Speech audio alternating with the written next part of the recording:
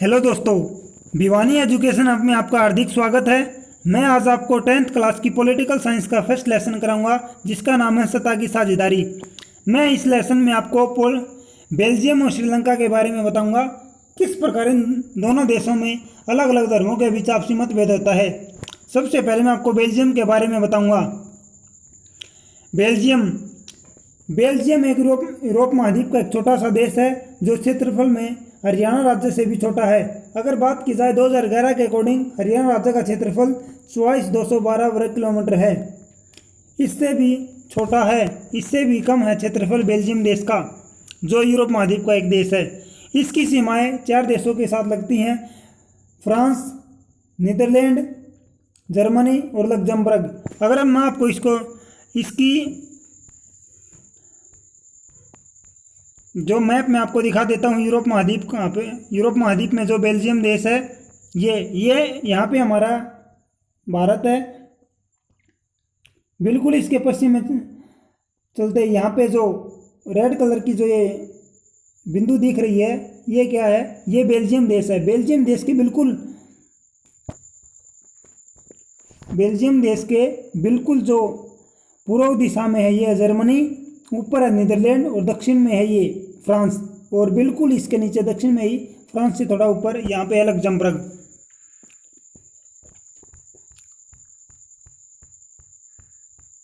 आगे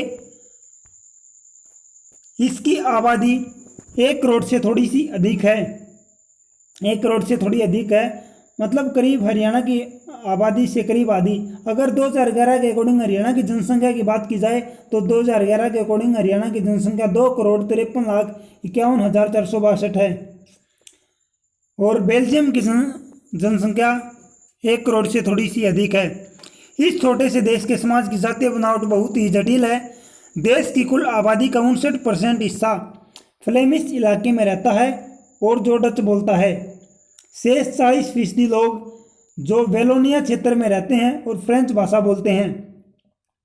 शेष 1% लोग जर्मन भाषा बोलते हैं।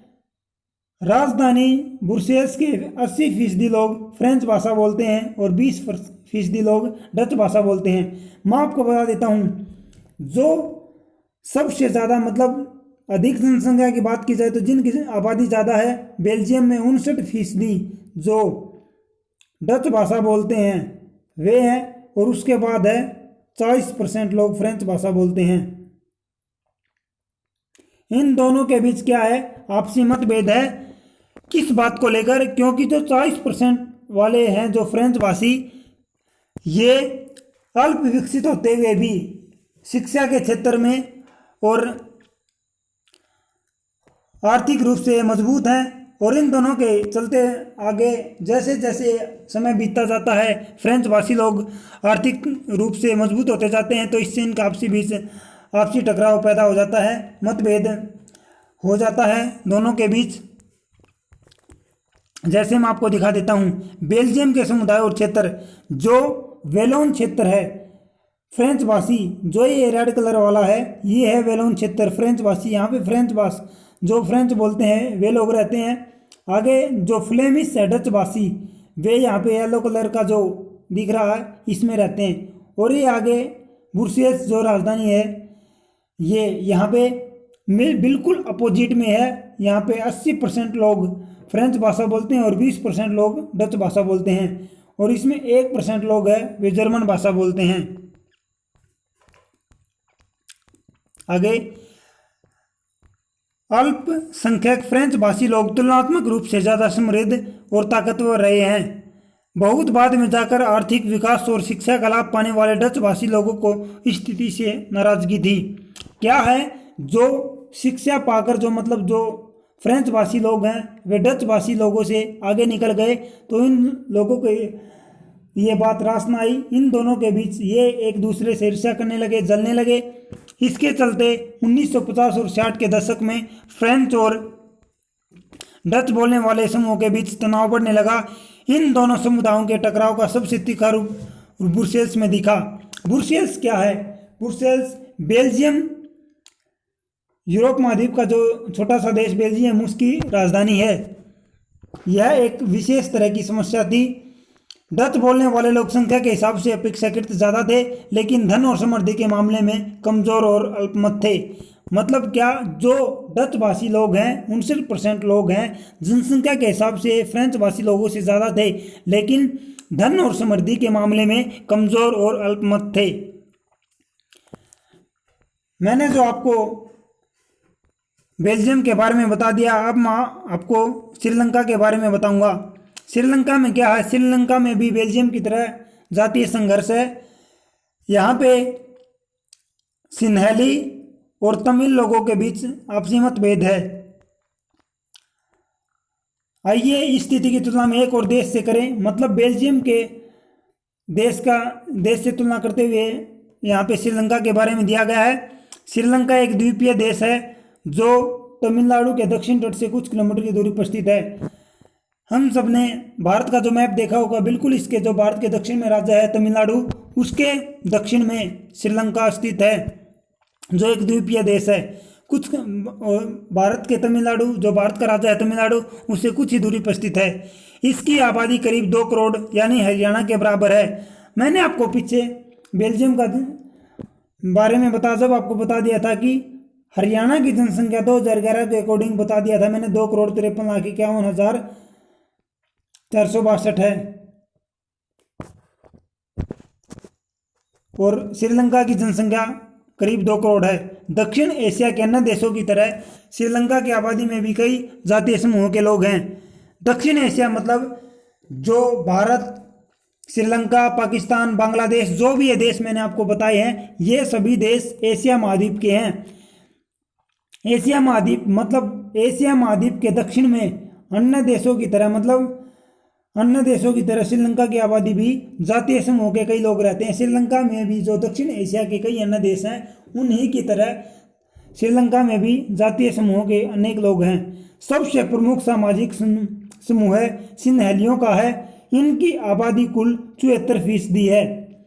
फिर तमिलों का नंबर आता है, जिनकी आबादी कुल जनसंख्या में 18% है। तमिलों में भी 2 समूह हैं, श्रीलंकाई मूल और जो दूसरे, जो मैं आपको दिखा देता हूँ, श्रीलंकाई मूल और जो भारत से गए हुए लोग हैं वे। आगे क्या हुआ, श्रीलंका में बहुसंख्यक मतलब जो बहुत ज़्यादा संख्या में और अपना दबदबा दिखाते हों, जो भी कहीं पे भी लगा लो, किसी भी प्रांतीय क्षेत्र में लगा लो, जहाँ पे भी जिस जाति के भी लोग ज़्यादा होंगे वो अपना दबदबा दिखाने की कोशिश करेंगे। सन 1948 में श्रीलंका स्वतंत्र राष्ट्र बना।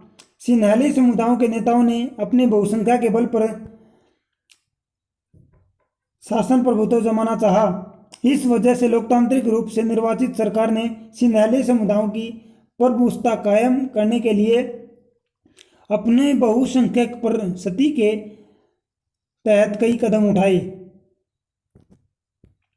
आगे 1956 में एक कानून बनाया गया, जिसके तहत तमिल को दरकिनार करके सिन्हैली को एकमात्र राजभाषा घोषित कर दिया। क्योंकि जिस प्रकार बेल्जियम में भी डच और फ्रेंच भाषी लोगों के बीच मतभेद हुआ, उसी प्रकार यहाँ पे भी श्रीलंका में सिन्हैली 74% लोग हैं, सिन्हैली और तमिल लोगों के बीच आपसी मतभेद शुरू हो गया। 1956 में वहाँ की सरकार ने सिन्हैली भाषा को एकमात्र राजभाषा घोषित कर दिया। विश्वविद्यालय और सरकारी नौकरियों में सिन्हैलियों को प्राथमिकता देने की नीति भी चली। नए संविधान में यह प्रावधान भी किया गया कि सरकार बौद्ध मत को संरक्षण और को बढ़ावा देगी। जो मतलब सरकार ने क्या किया, विश्वविद्यालयों, सरकारी नौकरियों में भी सिन्हैली भाषी थे उनको प्राथमिकता देने का काम किया, जिससे तमिल लोगों के बीच और सिन्हैली लोगों के बीच आपसी मतभेद और टकराव होने लगा। सरकार ने एक तरफा मतभेद किया इनके साथ। आगे मैंने कुछ इंपॉर्टेंट पॉइंट्स अलग से लिख लिए थे इसके, जो मैंने जैसे कुछ यहाँ पे मैंने बेल्जियम के बारे में कुछ थोड़ा मोड़ा पहले बता दिया था। मैं अब आपको बेल्जियम की राजधानी ब्रुसेल्स और वहाँ के वर्तमान प्रधानमंत्री हैं सोफी विल्स, और यहाँ की मुद्रा है यूरो। बेल्जियम ने 4 अक्टूबर 1830 में नीदरलैंड से स्वतंत्रता हासिल की थी।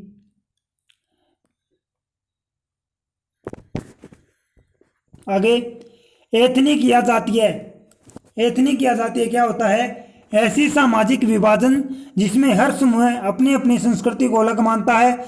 यह साझी संस्कृति पर आधारित सामाजिक विभाजन होता है। मतलब हर समूह अपनी अपनी संस्कृति को बढ़ावा देता है और यही एक साझी संस्कृति पर आधारित सामाजिक विभाजन होता है। आगे श्रीलंका के बारे में बता देता हूँ। श्रीलंका के वर्तमान प्रधानमंत्री महिंदा राजपक्ष हैं और वहीं इन्हीं के भाई वहाँ के राष्ट्रपति हैं। श्रीलंका को 4 फरवरी 1948 को स्वतंत्रता मिली थी। आगे, इलम। इलम क्या होता है? इलम एक तमिल भाषा का शब्द है जिसका अर्थ है सरकार। सन 1956 में सिन्हाली भाषा को एकमात्र राजभाषा घोषित कर दिया गया। जो मैंने श्रीलंका में बहुसंख्यकवाद था उसकी डेफिनेशन मैंने पहले भी बता दी थी। देखो, जैसे ऐसी मान्यता जिसमें यह समझा जाता है कि कोई बहुसंख्यक समुदाय अपने मन चाहे ढंग से देश प्रशासन कर सकता है और अल्पसंख्यक समुदाय की जरूरत या इच्छाओं की अवहेलना कर सकता है। आगे, गृह युद्ध। जब किसी देश में विभिन्न सरकार विरोधी गुट हिंसक लड़ाई में शामिल हो जाता है और युद्ध का रूप ले लेता है।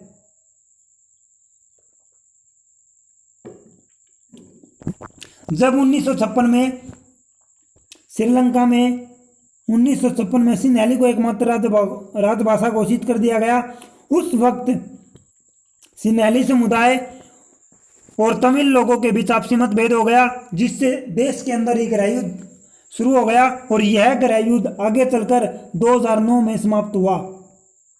2009 में जाकर समाप्त हुआ। विभिन्न सामाजिक समूहों में सत्ता का विभाजन, जिससे अधिक लोग सत्ता में साझेदार बन सके, उसे सत्ता की साझेदारी कहते हैं। युक्तिपरक। कोई भी फैसला जो नैतिकता के विपरीत लाभ हानि को ध्यान में रखकर लिया गया हो, युक्तिपरक कहलाता है। आगे, सत्ता का क्षैतिज वितरण। सत्ता को सरकार के विभिन्न अंगों जैसे विधायिका, कार्यपालिका और न्यायपालिका में बांटना। आगे, सत्ता का ऊर्ध्वाधर वितरण। सत्ता को विभिन्न स्तर के सरकारों के मध्य बांटना, जैसे केंद्रीय सरकार, प्रांतीय सरकार या स्थानीय सरकार। सरकार के तीन अंगों में बांटा गया है, केंद्रीय सरकार, प्रांतीय सरकार और स्थानीय सरकार।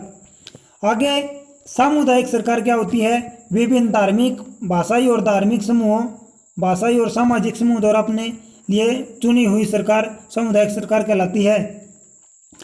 नियंत्रण और संतुलन की व्यवस्था। ऐसी लोकतांत्रिक व्यवस्था जिसमें न्यायपालिका की नियुक्ति कार्यपालिका द्वारा होती है, परंतु न्याय ही कार्यपालिका पर और विधायिका द्वारा बनाए गए कानूनों पर अंकुश रखती है।